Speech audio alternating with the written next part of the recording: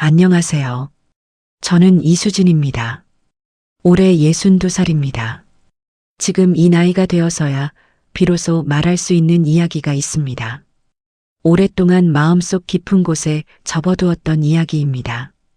꺼내기가 두려웠던 것도 사실이고 꺼낼 필요가 없다고 생각했던 것도 사실입니다. 그런데 요즘 들어 자꾸만 그 시절이 떠오릅니다. 봄이 되면 더욱 그렇습니다. 병원 창밖으로 벚꽃이 한창 피어날 때 저는 어김없이 그 겨울 복도를 떠올립니다. 제가 서울대학병원에서 처음 근무를 시작한 건 26살 봄이었습니다. 지방 작은 마을에서 올라온 농부의 딸이 하얀 가운을 입고 대형 병원 복도를 걷는다는 게 꿈만 같았지요. 저는 매일 아침 일찍 출근했습니다. 환자분들의 이름을 외웠고 수액 교체 시간을 한 번도 놓친 적이 없었습니다. 병원 일이 힘들지 않았다면 거짓말이겠지만 누군가의 손을 잡아드릴 때 느끼는 그 온기가 저를 버티게 해주었습니다. 여러분은 사람이 사람에게 처음 이끌릴 때 어떤 순간이라고 기억하시나요? 저는 지금도 그날을 선명하게 기억합니다. 겨울이 막 시작되던 무렵이었습니다. 복도 끝 창문으로 찬 바람이 스며들던 밤 당직 시간이었지요. 응급실 쪽에서 빠른 발소리가 들렸고 한 레지던트가 차트를 손에 쥔 채 저를 향해 걸어오고 있었습니다. 강민재 선생님이었습니다. 이 선생님, 402호 어르신 오늘 저녁 식사 어떠셨어요? 직접 드셨나요? 그게 그분의 첫 마디였습니다. 처방이나 지시가 아니었습니다. 환자분이 밥을 드셨냐는 질문이었습니다. 저는 잠깐 멈칫했습니다. 보통 레지던트 선생님들은 수치와 처방에 집중하셨거든요. 그런데 이분은 달랐습니다. 반 공기 드셨어요. 많이 힘들어 하셨는데 그래도 다 드시려고 애쓰셨습니다. 민재 선생님은 제 말을 듣고 고개를 천천히 끄덕이셨습니다. 그리고 조용히 말씀하셨지요. 수고하셨어요. 그게 제일 중요한 거예요. 그 짧은 말 한마디가 오랫동안 제 마음속에 남았습니다. 그 이후로 우리는 자주 마주쳤습니다. 깊은 밤 당직실 앞 복도에서, 이른 아침 엘리베이터 안에서. 민재 선생님은 언제나 먼저 눈을 마주치셨고 저 역시 피하지 않았습니다. 말이 많지 않아도 통하는 게 있었습니다. 같은 것을 중요하게 여기는 사람끼리만 느낄 수 있는 그런 감각이요. 어느 날 저녁 병원 옥상 벤치에 나란히 앉아 차가운 자판기 커피를 마시던 날이었습니다. 민재 선생님이 불쑥 물으셨습니다. 고향이 어디예요? 저는 잠시 손을 내려다봤습니다. 늘 그 질문 앞에서 한 박자 늦어지는 버릇이 있었거든요. 전라도요. 부모님이 농사 지으세요. 짧은 침묵이 흘렀습니다. 그런데 민재 선생님은 아무렇지 않게 고개를 끄덕이셨습니다. 좋겠다. 뿌리가 있는 사람이 진짜 단단한 사람이에요. 그날 밤 저는 오랫동안 잠들지 못했습니다. 누군가가 저를 있는 그대로 바라봐 준다는 것이 이렇게 낯설고 따뜻한 일이라는 걸 그때 처음 알았습니다. 그렇게 계절이 한번 바뀌는 동안 우리는 서로에게 기대는 법을 배워갔습니다. 바쁜 병원 생활 속에서 짧은 눈빛 하나, 지나치는 복도에서의 조용한 안부 하나가 쌓여갔지요. 그리고 이듬해 봄 벚꽃이 다시 피던 날 우리는 결혼을 약속했습니다. 지금 돌이켜보면 그 봄이 제 인생에서 가장 눈부셨던 계절이었습니다. 그리고 동시에 가장 긴 시련의 시작이기도 했습니다. 살다 보면 어떤 기억은 시간이 지나도 흐려지지 않습니다. 오히려 나이가 들수록 더 선명해지는 것들이 있지요. 저에게는 그 백화점 앞이 그렇습니다. 환한 조명 아래 서 있던 그날의 제 모습이 지금도 가끔 눈앞에 떠오릅니다. 손이 조금 떨렸었지요. 그걸 들키지 않으려고 가방 끈을 꼭 쥐었던 기억이 납니다. 결혼 약속을 한 뒤 얼마 지나지 않아 민재 어머니 김정숙 여사께서 연락을 해오셨습니다. 처음에는 그저 며느리 될 사람이 보고 싶으셨던 거라 생각했습니다. 저도 잘 보이고 싶었습니다. 단정하게 차려입고 약속 장소로 나갔습니다. 장소는 강남의 한 백화점이었습니다. 여사님은 이미 와 계셨습니다. 밍크 코트에 진주 목걸이, 흔들림 없이 반듯한 자세로 앉아 계셨지요. 저를 발견하시고는 위아래를 천천히 훑어보셨습니다. 그 눈빛이 사람을 보는 눈빛이 아니었습니다. 물건을 감정하는 눈빛이었습니다. 앉아요. 짧은 한마디였습니다. 인사도 반가움도 없었습니다. 잠시 차를 마시다가 여사님은 자리에서 일어나셨습니다. 그리고 자연스럽게 명품 매장 쪽으로 걸어가시며 말씀하셨습니다. 우리 집 며느리는 이 정도는 들어야 해요. 내가 하나 골라줄게요. 저는 그 자리에서 멈췄습니다. 가방 하나에 붙은 가격표를 보았습니다. 제 한 달 월급을 훌쩍 넘는 숫자였습니다. 여사님은 이미 직원을 부르고 계셨습니다. 제 의사는 처음부터 묻지 않으셨습니다. 여러분은 그런 순간을 경험해 보신 적 있으신가요? 분명히 호의를 받는 자리인데 마음속 어딘가가 차갑게 식어가는 그 느낌 말입니다. 저는 조용히 말씀드렸습니다. 어머니, 감사한 마음은 충분히 알겠습니다. 그런데 저는 제가 필요한 건 제 힘으로 마련하고 싶어요. 괜찮으시다면 오늘은 그냥 차 한 잔만 마시고 싶습니다. 잠깐의 침묵이 흘렀습니다. 여사님의 표정이 굳었습니다. 웃음기가 사라지고 눈빛이 달라졌습니다. 기특하네. 그게 자존심이에요? 아니면 그냥 고집이에요? 저는 대답하지 않았습니다. 대답할 수가 없었습니다. 무슨 말을 해도 틀린 말이 될 것 같았습니다. 돌아오는 길이 유독 길게 느껴졌습니다. 지하철 창문에 비친 제 얼굴을 보았습니다. 표정을 잘 모르겠었습니다. 화가 난 건지, 서러운 건지, 아니면 그냥 지친 건지, 그냥 창밖의 어두운 터널만 바라봤습니다. 민재에게는 많은 말을 하지 않았습니다. 다녀왔다고, 괜찮다고, 그렇게만 했습니다. 걱정을 끼치고 싶지 않았습니다. 하지만 그 뒤로 여사님의 연락이 이어졌습니다. 한 번은 우리 가문에 들어오려면 기본은 갖춰야지라는 말씀을 하셨고, 또 한 번은 제 고향 이야기가 나왔을 때 짧게 웃으시며 고개를 돌리셨습니다. 말보다 그 고개 돌림이 더 아팠습니다. 제가 말씀드리고 싶은 건요, 그 상처는 큰 말에서 오지 않았습니다. 작은 눈빛에서, 짧은 침묵에서, 살짝 내려깔린 시선에서 왔습니다. 그게 더 오래 남습니다. 저는 며칠 동안 밥을 잘 먹지 못했습니다. 병원에서는 아무렇지 않은 척 웃었지만 집에 돌아오면 말없이 창가에 앉아 있는 시간이 길어졌습니다. 바깥은 겨울로 접어들고 있었습니다. 앙상한 가지가 바람에 흔들렸습니다. 그리고 어느 날 밤 아버지께 전화를 드렸습니다. 별 말씀 드리지 않았습니다. 그냥 목소리가 듣고 싶었습니다. 아버지는 밥은 먹었냐고 물으셨습니다. 저는 그 말에 눈물이 났습니다. 왜 그 한마디에 울컥했는지 지금은 알 것 같습니다. 사람의 가치를 어디에서 찾느냐의 차이였습니다. 곧 상견례 날짜가 잡혔습니다. 저는 조용히 마음을 다잡았습니다. 흔들리지 말자. 내가 누구인지 잊지 말자. 하지만 그날 제가 예상하지 못했던 일이 벌어지고 말았습니다. 사람의 기억에는 냄새가 붙어 있다는 말을 들은 적이 있습니다.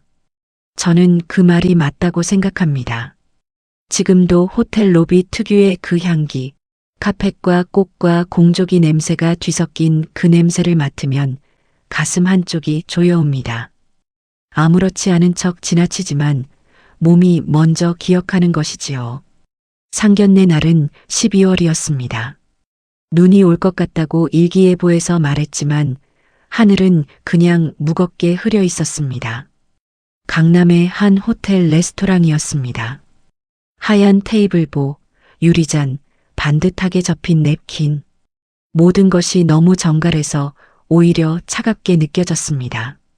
저는 일찍 도착했습니다. 민재 손을 잠깐 잡았다가 놓았습니다. 손이 식어 있었습니다. 제 손인지 그의 손인지 모를 만큼 둘 다 긴장해 있었습니다. 어머니와 아버지가 오셨습니다. 아버지 이성우는 그날 작업복 차림이었습니다. 깨끗이 세탁된 것이었지만 분명한 작업복이었습니다. 저는 그것을 보고 잠깐 멈췄습니다. 아버지는 아무렇지 않은 얼굴로 걸어오셨습니다. 눈빛은 언제나처럼 고요했습니다. 저는 아버지가 왜 그 옷을 입고 오셨는지 그 순간 직감했습니다. 아버지는 평생 그 옷을 입고 땅을 일궜습니다. 그 옷이 아버지였습니다. 숨기거나 꾸밀 이유가 없다는 뜻이었지요. 여러분은 그 마음이 이해되시나요? 저는 그날 아버지가 자랑스러웠습니다. 동시에 무서웠습니다. 민재 어머니 김정숙 여사는 아버지를 보는 순간 표정이 굳었습니다. 눈썹이 미세하게 올라갔습니다. 인사를 나누는 동안에도 시선이 자꾸 아버지의 옷 쪽으로 향했습니다. 저는 그것을 느꼈습니다. 민재도 느꼈을 것입니다. 우리는 아무 말도 하지 않았습니다. 자리에 앉고 음식이 나오기 시작했습니다. 처음에는 어색하지만 평온했습니다. 민재 아버지는 조용하고 점잖은 분이셨습니다. 아버지도 말수가 많지 않으셨지만 차분하게 응하셨습니다. 잠깐 이대로 괜찮겠다 싶은 순간이 있었습니다. 그런데 여사님이 입을 여셨습니다. 그런데 요즘도 농사를 지으세요? 부드러운 목소리였습니다. 하지만 그 안에 담긴 것이 무엇인지 어른들은 다 알아챘을 것입니다.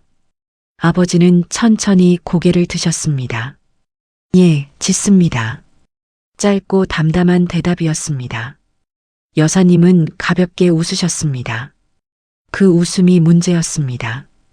동의의 웃음이 아니었습니다. 참는 웃음이었습니다. 호호 그러세요.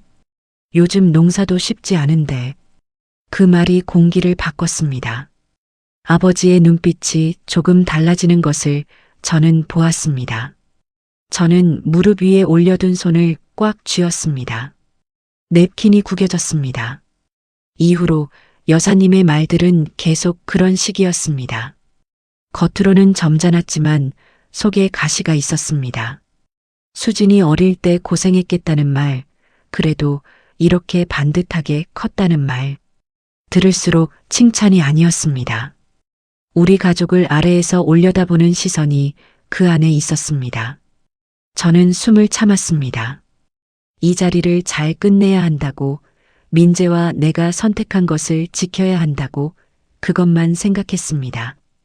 그런데 여사님이 그 말을 했습니다. 수준에 맞게 사는 게 편한 거예요. 그게 다 본인들을 위한 거지. 테이블이 조용해졌습니다. 아버지는 잔을 내려놓으셨습니다. 천천히 소리 없이. 그리고 여사님을 바라보셨습니다. 저는 그 다음에 어떤 일이 벌어질지 직감했습니다. 맞고 싶었습니다. 하지만 제 몸이 움직이지 않았습니다. 다리에 힘이 빠지는 것 같았습니다. 여사님이 물잔을 들었습니다. 그리고 그것이 아버지 쪽으로 향했습니다. 물이 튀었습니다. 레스토랑이 얼어붙었습니다. 아무도 말하지 않았습니다. 누군가의 포크가 접시에 닿는 소리가 유독 크게 들렸습니다. 저는 눈물이 나왔습니다. 참으려 했지만 참아지지 않았습니다. 창피함인지 분노인지 그것조차 구분이 되지 않았습니다. 그냥 뜨거운 것이 눈에서 흘렀습니다. 아버지는 천천히 냅킨으로 옷을 닦으셨습니다. 흐트러지지 않으셨습니다. 그리고 일어나셨습니다. 사람을 겉으로 판단하는 집안엔 제 딸을 드릴 수 없습니다. 그 말만 남기시고 아버지는 걸어 나가셨습니다. 어머니가 뒤따라 나가셨습니다. 문이 닫혔습니다. 민재는 고개를 숙이고 있었습니다. 그의 어깨가 작아 보였습니다. 저는 그를 위로해야 할지 따라 나가야 할지 아무것도 판단이 되지 않았습니다. 그냥 그 자리에 앉아 있었습니다. 하얀 테이블보 위에 물이 번지고 있었습니다. 여러분, 살면서 아무것도 할 수 없다는 느낌을 받아보신 적 있으신가요? 손을 써보고 싶은데 어디서부터 잡아야 할지 모르는 그 막막한 말입니다. 저는 그날 그것을 온몸으로 느꼈습니다. 호텔을 나오니 눈이 내리고 있었습니다. 예보보다 일찍 왔습니다. 하얗고 조용하게 아무 일도 없었다는 듯이 내리고 있었습니다. 저는 그 눈을 맞으며 서 있었습니다. 한참을 움직이지 못했습니다. 그날 밤 저는 결심했습니다. 무너지지 말자. 이 일로 내가 누구인지를 잃지는 말자. 그 결심이 얼마나 버텨줄 수 있을지는 몰랐습니다. 하지만 그것 하나만 붙들었습니다. 그리고 다음 날 아침 생각지도 못한 소식이 들려왔습니다. 인생에는 가끔 아무도 예상하지 못한 방향으로 일이 풀리는 순간이 있습니다. 계획도 없고 준비도 없이 그냥 어느 날 아침 세상이 전혀 다른 얼굴을 드러내는 것이지요. 저는 그런 순간을 살면서 딱 한 번 경험했습니다. 상견례 다음 날이었습니다. 그날 아침 저는 일찍 눈이 떠졌습니다. 잠을 제대로 자지 못했습니다. 창밖에는 어젯밤 내린 눈이 얇게 쌓여 있었습니다. 조용하고 하얀 아침이었습니다. 저는 따뜻한 물 한 잔을 마시며 멍하니 앉아 있었습니다. 어젯밤 일이 꿈이었으면 했습니다. 하지만 꿈이 아니었습니다. 민재에게서 연락이 왔습니다. 목소리가 낮고 무거웠습니다. 수진 씨, 아버지 회사에 문제가 생겼어. 오늘 본사로 급히 가봐야 할 것 같아. 저는 무슨 말인지 처음엔 잘 이해하지 못했습니다. 어젯밤의 충격이 아직 가시지 않은 상태였으니까요. 민재는 말을 이었습니다. 강민재 아버지 회사가 진행 중이던 대형 프로젝트가 갑작스럽게 취소됐다고 했습니다. 투자금 회수 통보까지 들어왔다고 했습니다. 하룻밤 사이에 벌어진 일이었습니다. 여러분은 그런 소식을 들으면 어떤 마음이 드시나요? 저는 솔직히 말씀드리면 처음엔 아무 감정이 없었습니다. 너무 많은 일이 한꺼번에 일어나고 있었습니다. 그냥 앉아서 눈 쌓인 창밖만 바라봤습니다. 민재 아버지는 급히 상대 본사를 찾아가셨습니다. 계약 파기를 되돌릴 수 있을지 직접 담판을 지으러 가신 것이지요.